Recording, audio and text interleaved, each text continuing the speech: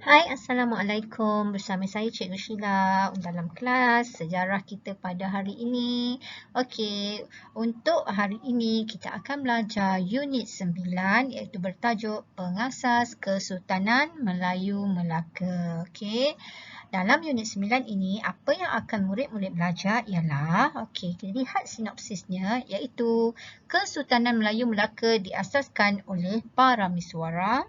Unit ini membincangkan latar belakang dan rentetan peristiwa perjalanan pengasas Kesultanan Melayu Melaka.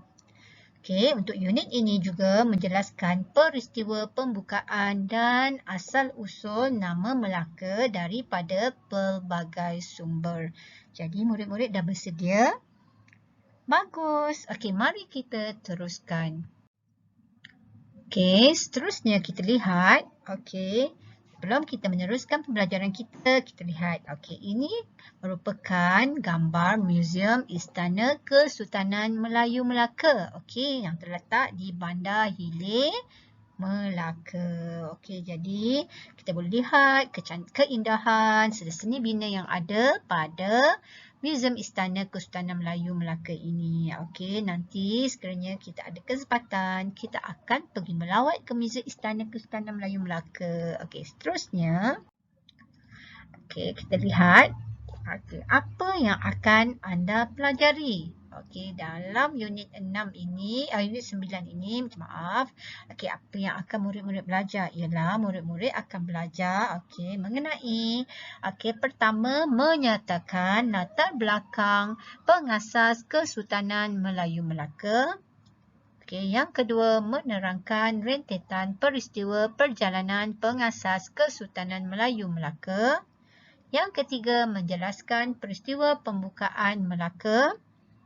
Akhir sekali yang keempat, murid-murid kena menghuraikan asal-usul nama Melaka daripada pelbagai sumber. Seterusnya. Asas kemahiran pemikiran sejarah yang murid-murid belajar dalam unit 9 ini ialah, pertama menyatakan peristiwa pembukaan Melaka. Seterusnya menjelaskan peristiwa para miswara mengasaskan Melaka. Yang ketiga, mengenal pasti pelbagai sumber yang berkaitan dengan nama Melaka. Jadi bersedia untuk unit 9 ini. Ini ialah organisasi kandungan yang ada dalam DSKP yang murid-murid kena kuasai bagi mata pelajaran sejarah tahun 4. Dalam tema ini, kita akan belajar ialah tentang tema sejarah awal negara. Sejarah awal negara, apa yang akan kita belajar dalam sejarah awal negara? Pertama, mari belajar sejarah. Yang kedua, zaman air batu. Yang ketiga, zaman prasejarah. Yang keempat, kerajaan Melayu awal. Seterusnya, untuk unit ini iaitu tema dia ialah tajuknya ialah Tokoh Terbilang Kesultanan Melayu Melaka. Jadi kita lihat satu persatu. Kita akan belajar dalam sejarah awal negara tentang tajuk 5 iaitu Tokoh Terbilang Kesultanan Melayu Melaka. Dalam tajuk ini akan membincangkan tentang tokoh terbilang Kesultanan Melayu Melaka dengan memberi tumpuan kepada struktur masyarakat. Maksud tokoh terbilang, peranan sultan, bendahara dan laksamana pada zaman Kesultanan Melayu Melaka. Tokoh ini terdiri daripada pengasas Kesultanan Melayu Melaka, bendahara Tun Perak dan laksamana Hang Tuah. Pemahaman terhadap tajuk ini boleh dikuasai melalui mengaplikasi asas kemahiran pemikiran sejarah KPS tadi yang cikgu terangkan.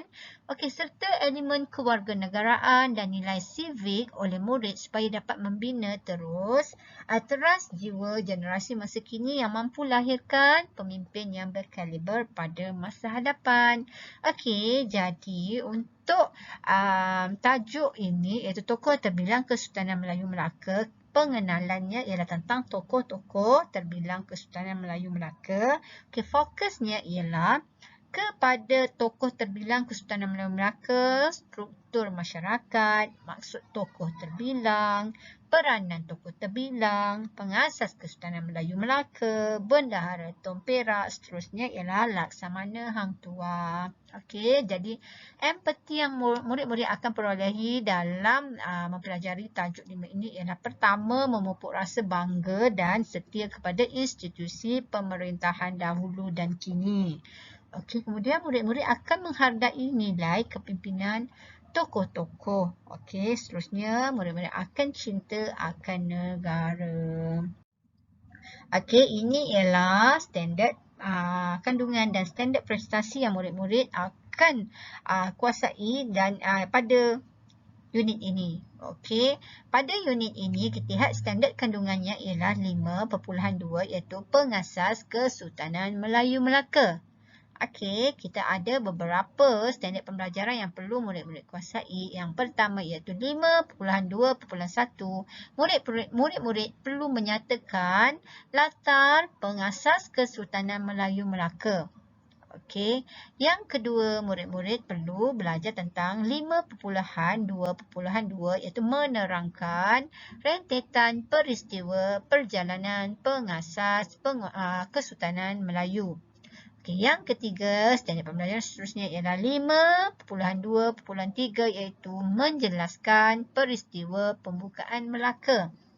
Okey, seterusnya 5.2.4 iaitu menghuraikan asal-usul nama Melaka dari pelbagai sumber. Okey, seterusnya K5.2.5 iaitu menerangkan kepimpinan, sifat-sifat kepimpinan, menerangkan kepentingan sifat-sifat kepimpinan tokoh yang boleh dicontohi. Okey, K5.2.6 iaitu menjelaskan kepentingan sumbangan pengasas Kesultanan Melayu Melaka. Okey, K5.2.7 iaitu menghuraikan kepentingan sikap taat setia kepada raja dan negara. Jadi berdasarkan standard pembelajaran itu, murid-murid perlu kuasai kesemua standard pembelajaran ini. Okey.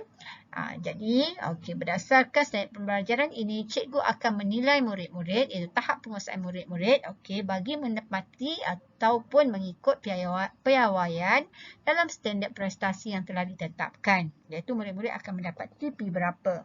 TP 1 ke, TP 2, TP 3, TP 4, TP 5 atau TP 6. Okey, seterusnya kita lihat tentang kenali pengasas Kesultanan Melayu Melaka. Okey, terdapat 2 buah buku yang merekodkan tentang pengasas Kesultanan Melayu Melaka. Okey, buku tersebut ialah Sulalatus Salatin dan Suma Oriental. Okey, berdasarkan 2 sumber tersebut, murid-murid kena ingat nama ini, okey. Parameswara atau Sultan Iskandar Shah ialah pengasas Kesultanan Melayu Melaka. Okey, siapa? Ya, betul. Parameswara atau namanya ialah Sultan Iskandar Shah ialah pengasas Kesultanan Melayu Melaka. Okey, seterusnya kita lihat. Okey, ini ialah 2 buah buku yang menjadi sumber rujukan ataupun yang menyatakan tentang Parameswara ataupun Sultan Iskandar Shah merupakan pengasas Kesultanan Melayu Melaka, iaitu buku Sulalatus Salatin, okey, iaitu tentang sejarah Melayu. Okey, seterusnya tentang buku Suma Oriental.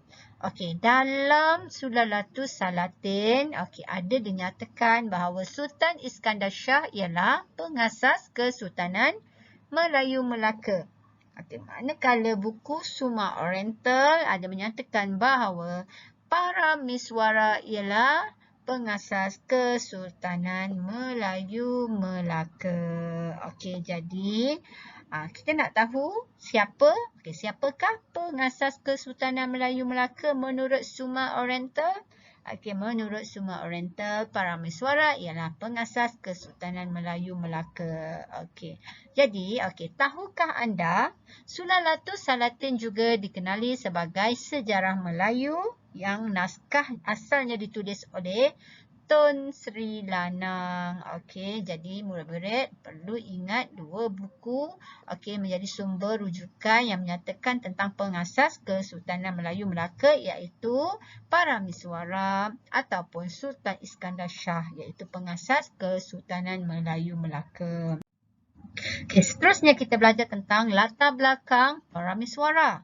Okey, siapa Paramiswara? Okey, berdasarkan gambar yang boleh murid-murid lihat di situ ialah Paramiswara ialah putera raja kerajaan Melayu dari Palembang. Okey, seterusnya nombor 2, murid-murid perlu ingat tentang latar belakang Paramiswara ialah kerajaan Majapahit mahu menyerang Palembang kerana Paramiswara cuba membebaskan Palembang daripada jajahan Majapahit. Okey, seterusnya berdasarkan peristiwa Majapahit ini menyerang Paramiswara. Jadi Paramiswara telah melarikan diri ke mana? Okey, Paramiswara bersama-sama dengan pengikut beliau terpaksa meninggalkan Palembang dan menuju ke Temasek kerana diserang oleh Majapahit. Okey, tahukah anda di manakah Temasek? Okey. Tahu tak Temasek tu di mana? Okey, sebenarnya Temasek ialah nama lama bagi Singapura. Jadi, Paramiswara melarikan diri dari Palembang menuju ke Singapura. Okey, seterusnya berdasarkan maklumat nombor 4 pula, murid-murid perlu ingat pengalaman Paramiswara sebagai pemimpin yang bijaksana menyebabkan beliau mendapat sokongan pembesar dan pengikut yang setia. Jadi, walaupun Paramiswaranya melarikan diri daripada Palembang, tetapi melalui sifat kepimpinan dia dan bijaksana yang ada pada diri beliau, iaitu Paramiswara, beliau mendapat sokongan daripada ramai pembesar dan dia ada ramai pengikut yang setia. Okey, mari kita lihat seterusnya. Okey. Pengembaraan Paramiswara membina kerajaan. Okey, mari kita lihat bagaimana peristiwa pengembaraan Paramiswara boleh membina kerajaan. Kita akan tahu kerajaan apa yang dibina oleh Paramiswara. Okey, selepas meninggalkan Palembang, Paramiswara bersama-sama dengan pengikutnya melalui pengembaraan yang penuh cabaran sehingga beliau tiba di Temasek. Okey, Temasek tadi ingat tak? Temasek itu di mana? Betul, Temasek di Singapura. Bagus anak-anak murid cikgu. Okey, seterusnya kita lihat peristiwa pengembaraan Paramiswara ini. Dah bersedia semua? Bagus. Mari kita bersama-sama mengembara. Okey, yang pertama. Paramiswara dan para pengikutnya menaiki kapal menuju ke Temasek dan bertemu dengan Temagi. Siapa Temagi? Temagi merupakan wakil kerajaan Siam yang memerintah Temasek. Jadi Temagi ni walaupun dia orang Siam, Siam tu kat mana? Siam ialah Thailand. Bayangkan Thailand dekat utara kita tu, utara Malaysia. Mereka dah ada kuasa. Kuatnya kuasa mereka berjaya memerintah Temasek. Lihat yang kedua. Kedatangan Paramiswara disambut baik oleh Temagi. Paramiswara diizinkan oleh Temagi untuk menetap di Temasek. Kita lihat dialog perbualan di antara Temagi dan Paramiswara. Bolehkah beta berteduh di Temasek? Dipersilakan tuanku. Jadi kita dapat lihat bagaimana sambutan baik yang diterima oleh Paramiswara. Berdasarkan penelitian ini, mungkin kerana sifat bijaksana yang ada pada Paramiswara yang membuatkan pembesar dan beliau mempunyai ramai pengikut. Jadi beliau diterima oleh ramai orang lah. Contoh macam dari Palembang, beliau lari ke Temasek. Ketua Temasek iaitu pemerintah Temasek iaitu Temagi menerima beliau. Seterusnya kita lihat. Semasa di Temasek, Paramiswara dapati Temasek ini sesuai untuk dijadikan kerajaan kerana kedudukan dia sangat strategik. Jadi kita lihat dalam gambar yang ketiga apa yang Paramiswara fikirkan. Alangkah baiknya jika beta dapat membina kerajaan di sini. Okey, jadi para miswara dia bila dia duduk dekat Temasek, dia lihat, wow, cantik rupanya Temasek ni. Jadi dia nak bina kerajaan di sini. Apa seterusnya yang berlaku? Okey, kita lihat seterusnya yang keempat. Para miswara merancang serangan ke atas Temagi kerana para miswara hendak menjadi pemerintah di Temasek. Okey, jadi hal ini menyebabkan Temagi dibunuh. Okey, untuk peristiwa ini jika kita lihat Temagi iaitu pemerintah di Temasek menerima baik para miswara, tapi kerana sifat bijaksana yang ada pada para miswara, iaitu sifat ingin membina kerajaan, sifat ingin memerintah, maka para miswara merancang serangan ke atas Temagi. Okey, jadi Temagi terbunuh. Okey, seterusnya kita lihat. Setelah kematian Temagi, apa yang berlaku? Okey, kerajaan Siam menyediakan kelengkapan peperangan untuk menyerang. Okey, menyerang siapa? Nak menyerang para miswara di Temasek. Okey, jadi Cis berani mereka membunuh Temagi. Beta sebagai pemerintah Siam harus menuntut bela. Hutang darah dibayar dengan darah. Jadi, bila mengetahui tentang serangan Siam, jadi para miswara dia berundur ke Muar bersama-sama pengikutnya. Maksud dari dari Temasek. Okey, para miswara bersama pengikutnya lari ke Muar untuk berlindunglah daripada pembesar Siam. Okey, seterusnya kita lihat apa berlaku. Okey, jadi setelah beliau melarikan diri daripada Temasek menaiki kapal yang besar, para miswara sampai ke Muar. Okey, jadi apa yang berlaku di Muar? Para miswara dan pengikutnya meninggalkan Muar dan meneruskan perjalanan ke Sening Ujung. Okey, kita lihat mengapa para miswara mengundurkan diri daripada Muar. Kan tadi daripada Temasek pergi ke Muar. Mengapa para miswara meneruskan perjalanan ke Sening Ujung? Okey, lihat situasinya. Banyaknya biawak di sini. Beta rasa tidak sesuai tempat ini dijadikan pusat pemerintahan. Ampun tuanku, benar titah tuanku. Marilah kita mencari tempat yang lain. Oh, rupa-rupanya apabila para miswara dan pengikutnya sampai ke Muar, okey, di tepi sungai itu apa yang para miswara lihat? Okey, kelihatan banyak biawak. Okey, berdasarkan sifat bijaksana yang ada pada para miswara dapati tempat itu tidak sesuai untuk dijadikan pusat pemerintahan. Seterusnya, para miswara bergerak menuju ke Senin Ujung bersama dengan pengikutnya. Okey, di Senin Ujung, para miswara telah melantik seorang wakil pemerintah di Senin Ujung.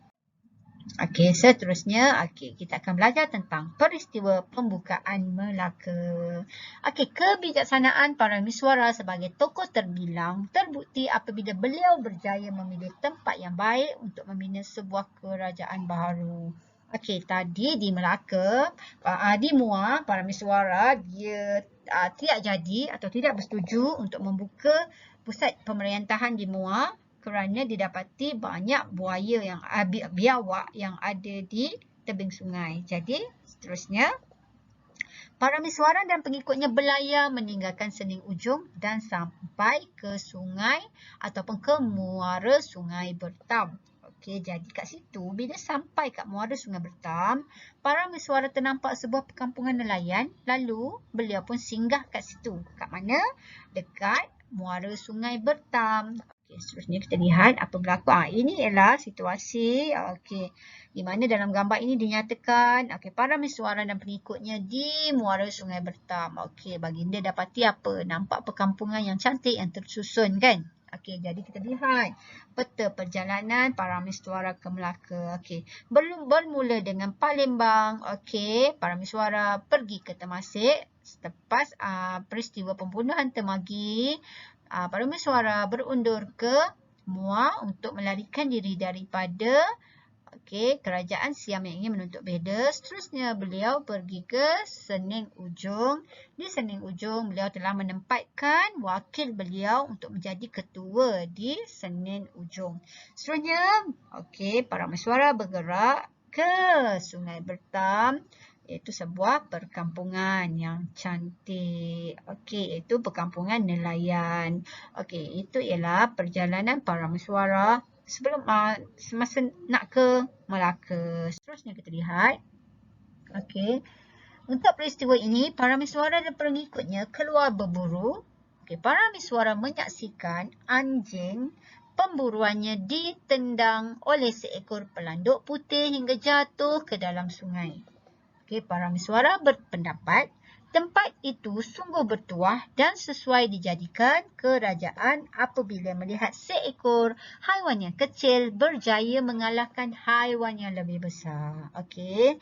Jadi para mesyuarat mengambil keputusan untuk membuka sebuah kerajaan baru sempena dengan nama Pokok Melaka, tempat baginda bersandar. Okey, kita lihat. Okey, ini ialah gambar situasi di mana para mesyuarat dan pengikutnya melihat anjingnya ditendang oleh pelanduk putih. Macam kagum kan? Macam mana pelanduk yang kecil, yang lemah itu berjaya menewaskan anjing-anjing buruan para mesyuarat. Okey, seterusnya kita lihat. Okey. Di situ berdasarkan ataupun berbalik kepada peristiwa pelanduk putih menendang anjing buruan para mesyuarat. Bermulalah asal usul nama Melaka daripada pelbagai sumber. Kita dapati ada banyak sumber menyatakan bagaimana Melaka boleh dapat nama. Melaka dikenali dengan pelbagai nama yang diperoleh daripada pelbagai sumber. Antara sumber yang merekodkan asal-usul nama Melaka termasuklah sumber tempatan, India, Arab dan Barat. Yang pertama kita lihat sumber yang pertama iaitu berdasarkan buku Catatan Sulalatus Salatin menceritakan bahawa nama Melaka berasal daripada Pokok Melaka. Pokok Melaka, tempat di mana para mesyuarat bersandar ketika pelanduk putih menendang anjingnya. Maksudnya berdasarkan Sulalatus Salatin, Melaka berasal daripada nama pokok. Nama pokok Melaka. Seterusnya kita lihat, ini ialah gambaran pokok Melaka. Kalau berdasarkan Sulalatus Salatin, iaitu sejarah Melayu yang ditulis oleh Tun Sri Lanang. Apa nama kayu tempat kita berdiri ini? Maka sembah orang, kayu Melaka namanya tuanku kayu ini, maka titah baginda. Jika demikian, Melakalah nama negeri ini. Itu ialah berdasarkan Sulalatus Salatin. Seterusnya, berdasarkan sumber Arab. Sumber Arab menyatakan atau menyebut Melaka sebagai Malakat. Malakat yang bermaksud perhimpunan segala dagang. Seperti yang kita ketahui bahawa Melaka merupakan satu pelabuhan entrepot yang sangat sibuk, yang sangat besar, yang sangat terkenal pada ketika itu.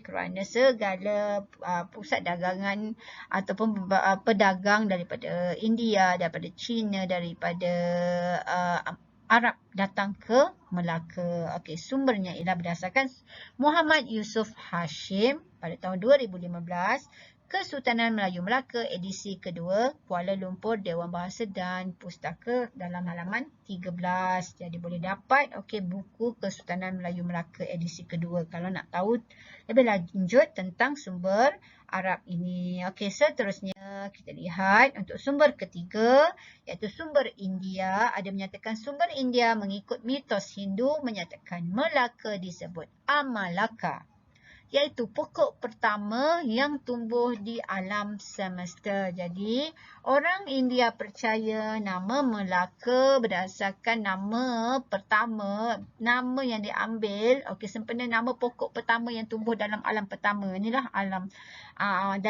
di dunia ini, iaitu Amalaka. Jadi di mana sumber India ini ditulis? Sumber India ini juga boleh kamu dapati di dalam berdasarkan sumber Muhammad Yusof Hashim pada tahun 2015 dalam buku Kesultanan Melayu Melaka edisi kedua Kuala Lumpur Dewan Bahasa dan Pustaka di halaman 13 juga. Seterusnya kita boleh dapatkan sumber bagaimana Melaka mendapat nama berdasarkan buku Suma Oriental. Dalam Suma Oriental dinyatakan bahawa nama Melaka berasal daripada perkataan Malaka yang bermaksud tempat perlindungan. Jadi buku ini terdapat di mana? Buku ini berada di London. Buku ini berada di London. Iaitu The Suma Oriental of Tom Pyrus. Jilid 2. Jadi ada beberapa nama, ada 4 sumber yang menyatakan bagaimana Melaka boleh mendapat nama. Jadi sumber ini merekodkan asal-usul nama Melaka, membuktikan Melaka sebagai pusat pertemuan pelbagai bangsa dari seluruh dunia. Jadi pembukaan Melaka telah menjadi asas kepada pemerintahan kerajaan-kerajaan selepasnya. Kita kena bersyukur dan menghargai warisan negara serta bekerjasama menyumbang kepada pembangunan dan kemakmuran negara. Kita lihat seterusnya. Kita akan tahu tentang keistimewaan Melaka semasa pemerintahan Parameswara. Melaka dia ada banyak kelebihan untuk dijadikan pusat sumber pemerintahan kerajaan. Kenapa Melaka yang dipilih? Kenapa Melaka yang dipilih sebagai pusat pemerintahan pada masa itu? Pertama, jika kita lihat dalam peta ini, Melaka terlindung daripada angin monsun. Kerana Melaka terletak di perairan Selat Melaka yang terlindung daripada tiupan angin monsun yang membolehkan kapal-kapal berlayar dengan selamat. Jadi, Selat Melaka tu dia berada di Selat Melaka dan dia terlindung daripada tiupan angin monsun. Jadi bila ada tiupan angin monsun, Melaka boleh terlindung daripada tiupan angin monsun lah. Orang daripada pedagang-pedagang boleh lalu dekat Selat Melaka tu dengan baik. Seterusnya, kedudukan Melaka yang strategik. Melaka berada pada kedudukan yang strategik di antara jalan laut timur dan barat. Kedudukan yang strategik ini menarik minat para pedagang untuk singgah berdagang. Jadi semua orang suka nak singgah ke Melaka kerana kedudukan yang strategik. Yang terlindung daripada angin monsun. Dia punya laut perairan dia, laut ombaknya tak terlalu kuat yang membolehkan kapal-kapal berlayar dengan baik dan selamat. Selain itu, kebijaksanaan pemerintah. Pemerintahan Kesultanan Melayu Melaka mengamalkan pentadbiran yang cekap dan terbuka. Keterbukaan ini juga menarik minat kerajaan asing untuk menjalinkan hubungan diplomatik dengan kerajaan Melaka. Seterusnya kita lihat apa. Seterusnya, ini dah tadi saya terangkan. Ada 3 tadi kan. Jadi cinta akan negara. Jadi kita kena tahu apabila kita cinta akan negara, keadaan negara kita akan menunjukkan lambang keutuhan institusi raja berperlembagaan lah. Jadi bila kita cinta akan negara, kita akan rasa sayang, kita akan jaga negara kita baik-baik daripada berlakunya permusuhan, pergaduhan atau kita mencemarkan nama kerajaan kita. Pengasas Kesultanan Melayu Melaka telah menjadi asas penubuhan kerajaan yang diwarisi dari dulu hingga kini. Untuk diri kita, kenapa kita kena belajar tentang Kesultanan Melayu Melaka? Pertama, kita kena tahu, kita kena memahami dan menghayati warisan pemerintahan negara dapat memupuk semangat patriotisme dalam diri kita. Yang kedua, masyarakat pula perlu menghormati sesama ahli masyarakat ialah kunci perpaduan.